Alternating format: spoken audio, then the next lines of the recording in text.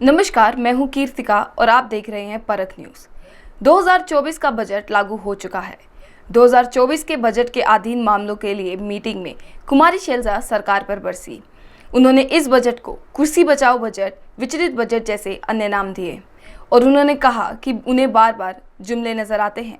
उन्होंने और क्या कुछ कहा, आइए जानते हैं। सर, मैं सबसे पहले बधाई देना चाहूँगी बतौर महिला फाइनेंस मिनिस्टर को, वित्त मंत्री महोदया को, कि इन्होंने 7 बार बजट पेश किया है, 6 बार बजट पेश किया है। साथ में बतौर कांग्रेस एमपी मुझे इस बात की भी खुशी है कि इन्होंने बहुत बड़ा दिल दिखाया है और हमारा मैनिफेस्टो पढ़ा, जिसे बड़ी मेहनत के साथ हमने तैयार किया। हमने कोई गारंटी इनकी सरकार की तरह, मोदी जी की गारंटी की तरह नहीं कहा, लेकिन हमारे नेता राहुल गांधी जी ने पूरे देश में जा जाकर लोगों को गले लगाकर उनकी दुख तकलीफ समझकर इस मैनिफेस्टो को सबके साथ मिलकर तैयार किया। और इन्होंने हमारा मैनिफेस्टो पढ़ा, अपनी गारंटी को साइड में रखा और हमारे मैनिफेस्टो को लागू किया। मैं इनकी बहुत शुक्रगुजार हूँ। अब मैं इस बजट को क्या बोलूं? कुर्सी बचाओ बजट बोलें, विकसित बजट नहीं लेकिन विचलित बजट बोलें, या फिर एक और जुमला बजट बोलें, क्योंकि फिर बार बार हमें जुमले नज़र आते हैं इसमें। आपने 4 लोगों की बात की, लेकिन ये 4 कौन लोग हैं? गरीब, महिलाएं, युवा, हमारा अन्नदाता किसान। लेकिन इनकी गिनती कैसे हो? क्या मालूम पड़े कौन क्या है? क्या मालूम पड़े कि ये योजनाएं किसके लिए बनाएं? क्या मालूम पड़े कि टारगेट ग्रुप कौन है? अगर आप कास्ट सेंसस नहीं करेंगे, अगर आप सेंसस को सार्वजनिक नहीं करेंगे, राहुल जी ने, हमारे नेता ने मांग की कि सेंसस किया जाए, कास्ट सेंसस किया जाए, लेकिन ये सरकार चुप्पी साधे। एंड आई वंडर कि इसके बारे में इनके सहयोगी नीतीश कुमार जी क्या कहना चाहेंगे कास्ट सेंसस के बारे में।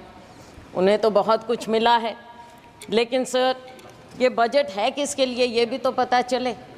क्या केवल 2 राज्यों को ही उन पर मेहरबानी हुई है, या पूरे देश पर भी कुछ नज़र डाली गई? ऐसा नज़र नहीं आता कि 2 राज्यों के अलावा कुछ दिखा हो, या फिर भाजपा शासित प्रदेशों के अलावा कुछ नज़र आता हो। सर, मुझे याद आता है कि जब माननीय प्रधानमंत्री जी मोदी जी माननीय मुख्यमंत्री होते थे और उस समय हमारी सरकार थी और वो एनडीसी की मीटिंग में आते थे, अब तो खैर एनडीसी भी नहीं रहा, और वो हमेशा कोऑपरेटिव फेडरलिज्म की बात करते थे। अब शायद वो शब्द पूरी शब्दावली से निकल चुका है, कम से कम भाजपा की और सरकार की शब्दावली से निकल चुका है। लेकिन 2 राज्यों को भी मैं थोड़ा आगाह करना चाहूँगी। नीतीश जी तो हमारे साथ पुराने रह चुके हैं, 10वीं लोकसभा में थे, सब समझते हैं। नायडू जी भी बहुत अनुभवी हैं, राजनीतिज्ञ हैं। इनकी बातों पर ना जाएं। आज बेशक लगता हो कि बहुत कुछ दिया है, लेकिन नज़र फेरते देर नहीं लगती, तो इसलिए उनको भी मैं आगाह करना चाहूँगी। आज खुशियाँ मनाएं, लेकिन समय बदलते देर नहीं लगेगा सर। तो ये जो बजट पेश किया गया, इसमें जो इन्होंने गारंटी की बात की, शायद लोगों को विश्वास नहीं हुआ और इसीलिए 303 से लेकर 241 पर आ गए। विश्वास पैदा करना इनका काम है। इन्होंने विश्वास खोया और तभी ये डाउनस्लाइड हुआ। आज के दिन भी जब बातें होती हैं बजट में, हम सुनते हैं तो ऐसा लगता है कि कुछ पर मेहरबान और बाकियों को दरबान बना दिया गया है। दरवाजे के बाहर खड़े रहो, अगर मेहरबानी होगी तो शायद आपको कुछ मिल पाएगा। सर, जब प्राकृतिक आपदा की भी बात होती है, भाजपा शासित प्रदेशों के लिए तो सेंट्रल असिस्टेंस की बात की गई बजट में, लेकिन हिमाचल प्रदेश की जब बात हुई तो एक्सटर्नल एजेंसीज़ की बात आ गई वहाँ पर कि उनके माध्यम से मदद की जाएगी। ऐसा भेदभाव क्यों? ये नहीं होना चाहिए और इसकी हम घोर निंदा करते हैं कि आप सबके साथ ऐसे भेदभाव। और फिर एक बात और सर, हरियाणा, महाराष्ट्र, झारखंड और शायद जम्मू कश्मीर चुनाव की ओर जा रहे हैं, पर ऐसा लगता है कि सरकार ने पहले ही हार मान ली। इन राज्यों का जिक्र तक नहीं, 3 राज्यों का जिक्र तक नहीं हुआ, कुछ दिया तक नहीं। और दुख इस बात का है कि आज 3 केंद्रीय मंत्री हैं हरियाणा से केंद्र में, एक तो मुख्यमंत्री भी रह चुके, लेकिन हरियाणा को कुछ नहीं मिला। मुझे मालूम नहीं कि अंदरूनी इनकी क्या बातें होती हैं, वो तो खैर सार्वजनिक हो नहीं सकती, लेकिन दुर्भाग्य है मेरे राज्य का, हरियाणा का, कि 3 केंद्रीय मंत्री होने के बाद भी हमें हरियाणा को ये कुछ ना दे पाए हैं और नाम तक लेना मुनासिब नहीं समझा। सर, किसान की बात है, किसान की आय दुगनी करने की बात कही गई। स्वामीनाथन कमेटी रिपोर्ट की बात लागू करने की शुरू में की थी, लेकिन बहुत कन्वीनियंटली आसानी से अब स्वामीनाथन कमेटी रिपोर्ट का नाम तक नहीं लिया जाता है। एग्रीकल्चर का, कृषि सेक्टर का बजट आधे के करीब हो गया है। 2019-20 में जहां 4.97% था, इस बजट में आपने 2.74% करके छोड़ दिया है। बात करते हैं एमएसपी की। एमएसपी के बारे में कहा गया माननीय वित्त मंत्री जी ने कि आपने बहुत से उपजों को इस बार एमएसपी दिया है, लेकिन क्या आपने स्वामीनाथन कमेटी रिपोर्ट के मुताबिक फार्मूला अपनाया है C2 + 50%? नहीं, बिल्कुल नहीं, क्योंकि आप भूल चुके हैं उसे। थोड़ा सा याद दिलाना चाहूँगी कि बढ़ाने के बावजूद जब हमारी सरकार थी, यूपीए सरकार, उस समय गेहूं की एमएसपी हमने 119% बढ़ाई थी और धान की 134% बढ़ाई थी, लेकिन मोदी जी की सरकार में केवल 47% गेहूं और 50% धान बढ़ाई गई है।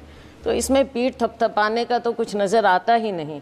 आज के दिन इतनी अग्रेरियन क्राइसिस है, खास करके हमारे राज्यों में, लेकिन उसकी ओर कोई ध्यान नहीं है। किसान बैठा रहे, साल से ऊपर बैठा रहा, लेकिन उसकी ओर ध्यान नहीं दिया। ऐसे बना देते हैं जैसे कोई दुश्मन हो, किसी दुश्मन देश के साथ बॉर्डर बनाए जाते हों। ऐसी बात होनी नहीं चाहिए। पूंजीपतियों के मित्र हैं, ये दुनिया जानती है, पूंजीपति खास तौर से जानते हैं। किसान अपने दुख को समझते हुए ये जानता है कि केवल और केवल पूंजीपतियों का ध्यान दिया जाएगा। सर, आज हमारी सरकार में 72,000 करोड़ रुपया हमने किसानों का कर्जा माफ़ किया था, लेकिन आपने अपने पूंजीपति मित्रों का 16 लाख करोड़ रुपया माफ़ किया। किसानों की ओर कोई ध्यान नहीं। शायद आपको लगता है कि किसानों का कर्जा माफ़ करेंगे तो वो आलसी हो जाएंगे, पैदावार नहीं करेंगे, काम नहीं करेंगे, शायद यही शंका है, मैंने पढ़ा कहीं पर। और नाबार्ड के मुताबिक हर किसान औसतन 1.35 लाख रुपए के कर्जे में है। ये नाबार्ड का फिगर है, मेरा नहीं। तो साथियों, ऐसी बात नहीं, फिर से वही बात आ गई, मित्रों पर मेहरबानी और किसानों और मजदूरों से बेईमानी। बेईमानी मैंने इसलिए कहा कि शब्द यूज़ नहीं करना चाहिए। नाबार्ड का फिगर है ये? मैं हाँ जी नाबार्ड। मैं ये इसलिए कह रही हूँ क्योंकि आपने समझौता किया किसानों के साथ, और लेकिन आपने वादा खिलाफ़ी की। हर बात में आपने वादा खिलाफ़ी की। कौन सा साल था? 2021, और आज कौन सा साल आ गया है, कौन सा समय आ गया है। किसान अपना दुख लेकर फिर भी बैठा है। किसान को आप उग्रवादी मत करिए, लेकिन आप उसको मजबूर मत कीजिए उग्र होने पर। और मजबूर और मजदूर दोनों बना दिया है। अपने किसान को, मजदूर को किसी और ध्यान नहीं है। और इसके ऊपर एक और फसल बीमा योजना हमारे यहाँ अपने प्रदेश की मैं बात कर सकती हूँ।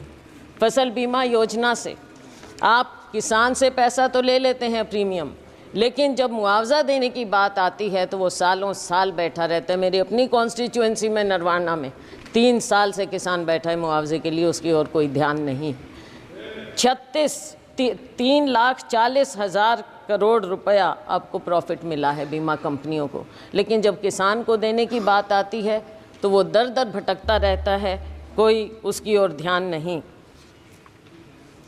माननीय अध्यक्ष महोदय, किसान धरने पर बैठा रहा, 736 किसान शहीद हो गए, चले गए इस दुनिया से, लेकिन उनके बारे में एक भी शब्द नहीं बोला गया, ना उन्हें कुछ देने की बात की।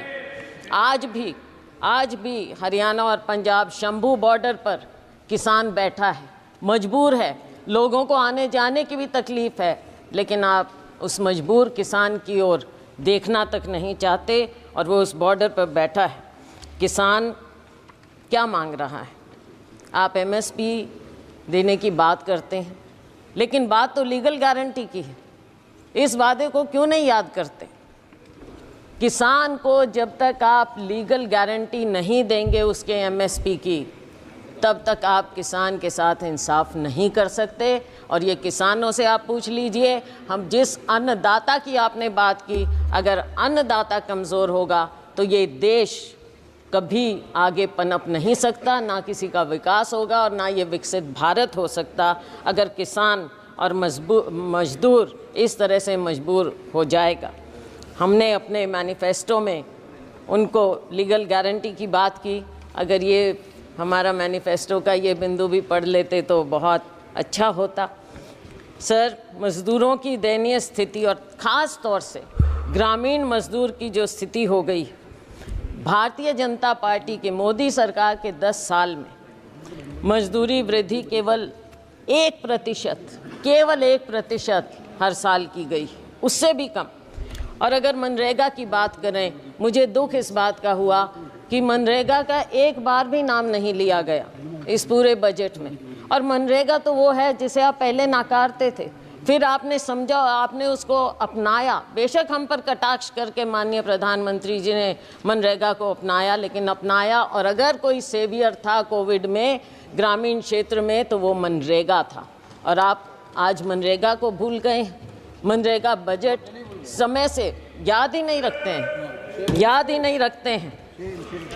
और गरीब को जब आप याद ही नहीं रखेंगे, मजदूर को ग्रामीण क्षेत्र में सबसे ज़्यादा बुरा हाल है। किसान का और ग्रामीण मजदूर का, खेती और मजदूर का चोली दामन का साथ है।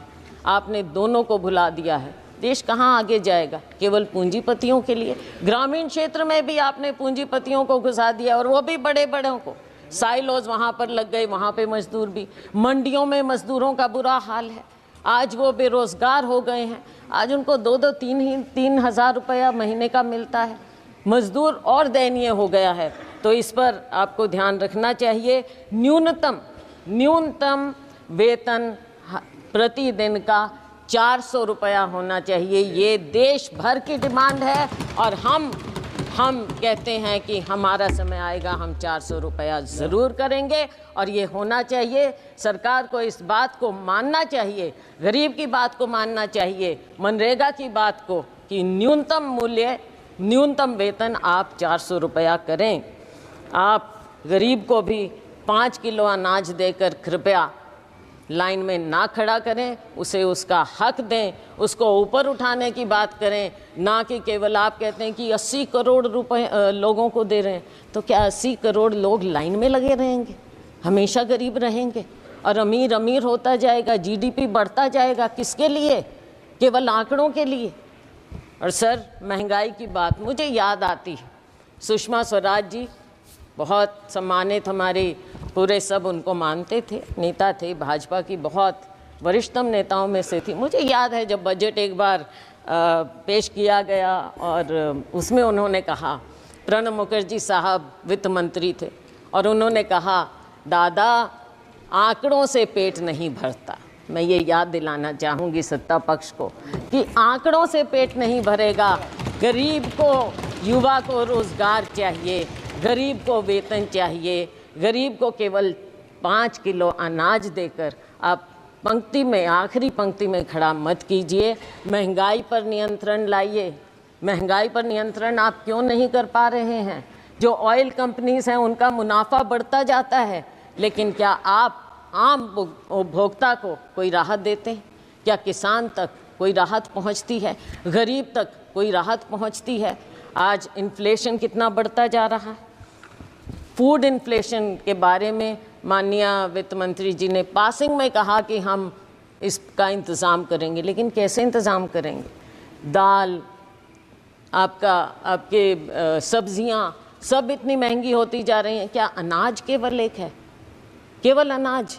क्या गरीब आदमी सब्जी या कुछ नहीं खाए, प्याज नहीं खाए, आलू नहीं खाए, कोई सब्जी नहीं खाए, वो उस तक पहुंचता नहीं? पहुंचता है तो कितना महंगा मिलता है। वित्त मंत्री प्याज नहीं खाती है। प्याज नहीं खाती है। चलो वो तो अपने खाने का अलग टेस्ट है, वो कोई बात नहीं, लेकिन गरीब आदमी तो प्याज और आलू खाता है ना, उसको तो कुछ और नहीं मिलता। My God. अच्छा, तो आटे दाल का भाव पता होना चाहिए। और एलपीजी की जो आंसू आपने पहुंचने की बात कही थी, आज आंसू आपको महिलाओं के, बहनों के नज़र नहीं आते। शिक्षा की हम बात करें तो शिक्षा का स्तर जिस कदर गिरता जा रहा है, मेरे अपने राज्य में प्राइमरी स्कूल सैकड़ों की संख्या में बंद होते जा रहे हैं, और लेकिन सरकार का उसकी ओर कोई ध्यान नहीं है। सरकारी स्कूलों में गरीबों के बच्चे पढ़ते हैं, अमीरों के नहीं। हमारे माँ बाप सरकारी स्कूलों में पढ़कर ऊपर आए थे, और उन्हीं के कारण हम आज यहाँ पर खड़े हैं। अगर आप सरकारी स्कूल इस तरह से बंद करते रहेंगे तो बच्चों के भविष्य का क्या होगा? नीट की बात कही, हमारे नेता राहुल जी ने इस बात को उठाया, और इन्होंने जो कहा, कोई जिम्मेवारी लेता क्यों नहीं है? जिम्मेवारी तो लेनी पड़ेगी, सरकार है। जिम्मेवारी अगर नहीं लेंगे तो देश आपको दिखा देगा, हमारा युवा आपको दिखा देगा। बेरोज़गारी की दर दिन ब दिन बढ़ती जा रही है। ILO के आंकड़ों के मुताबिक 2022 में यूथ की अनएम्प्लॉयमेंट हमारे यहाँ 23% थी, चीन में 13%, पाकिस्तान में 11%। सीरिया जो कि कॉन्फ्लिक्ट जोन है वहाँ पर 22% है। तो हमारे यूथ का ये बदहाली क्यों हो रही है? आप स्किलिंग की बात करते हैं, क्या आपने प्राइवेट सेक्टर से पहले बात की?